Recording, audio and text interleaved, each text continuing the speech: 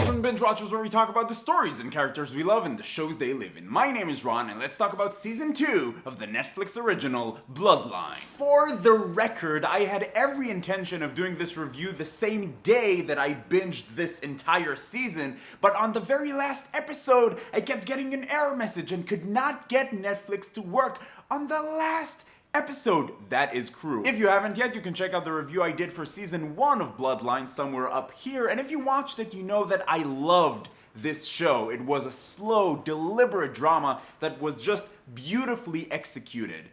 Season 2 had a lot to live up to. This review is completely spoiler-free for Season 2, but there will be some spoilers for Season 1. You have been warned. Season 2 picks up exactly where Season 1 left off. Danny's son just showed up, John had to take him in, and everyone is still dealing with Danny's death. The story in Season 2 is almost entirely about cleaning up the mess that was made in Season 1. John killed Danny, Meg and Kevin are involved. How do they keep everything together? How do they keep everyone else in the dark? And how do they get to a point where they just could move on with their lives? Basically, how do they get away with murder? First of all, just like Season 1, the story here unfolds very slowly, very deliberately. The show constantly gets you to that point where you're basically saying, just fucking say the thing, but they never do. It's TV torture of the best kind. Also similar to Season 1, this season looks amazing. If you have connection issues, if you're watching on a shitty Wi-Fi, don't. Only watch this show when you have a strong connection and everything can be in the highest quality. Just how good this show looks is a masterpiece all on its own. A big part of the story, a huge part, the main part of the story in this season is continuing to cover up Danny's murder. So you see the things that John, Kevin, and Meg have to do, but you also see how it affects their lives, what it does to them, what the lie is doing to them. And the one that always has to be balanced, the one that always has to be on top of a million different things is John. Kyle Chandler as John Rayburn delivers such an unbelievably incredible performance in this season. There are so many scenes where he doesn't even have to say anything, but you still know exactly what's going through his mind. Whether John Rayburn is a good guy or not is debatable, and that's exactly one of the reasons that I love this show, but you can still always feel exactly what he's going through. And don't get me wrong, the acting in this show is incredible across the board. Every single character does a great job,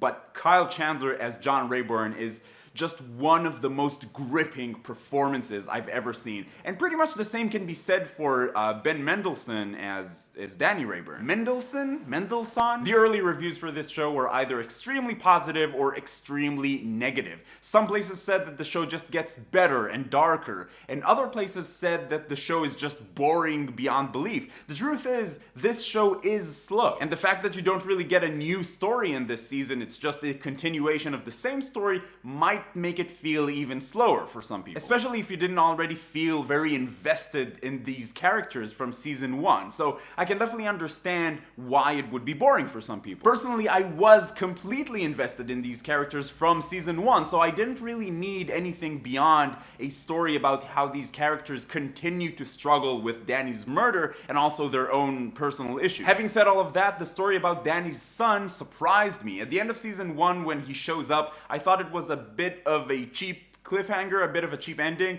but his character turned out to be a genuinely interesting character, and I really liked how his story ties into the rest. I don't want to talk about how the season ends at all, so I'm just gonna say that I liked the ending, but it was a bit too much of setup for Season 3. It was a bit too much of, here are all the things that they will have to deal with in Season 3. So it felt that it focused a little bit more on that than wrapping up the story told in Season 2. Bottom line, should you watch it? I'm gonna give this season the exact same recommendation I gave Season 1. Watch this show with your face. Is Season 2 better than Season 1? Probably not, because Season 1 did have more of an impact on me just by introducing a new story. But Season 2 does build on that story and evolve it in a beautiful way. Well, a beautifully dark and depressing and you want to kill yourself kind of way, but still beautiful. Eventually it all comes down to the connection that you felt with these characters. If in Season 1 you got caught up in their stories and found yourself actually caring about what happens to them, I think you're gonna love Season 2. If you're kind of bored or not really invested in season 1, I don't think season 2 will make you feel differently. I think this really is an all-in or not at all type of show. What about you? Have you watched season 2 of Bloodline yet? Did you binge watch it with your face? Did you love it? Did you hate it?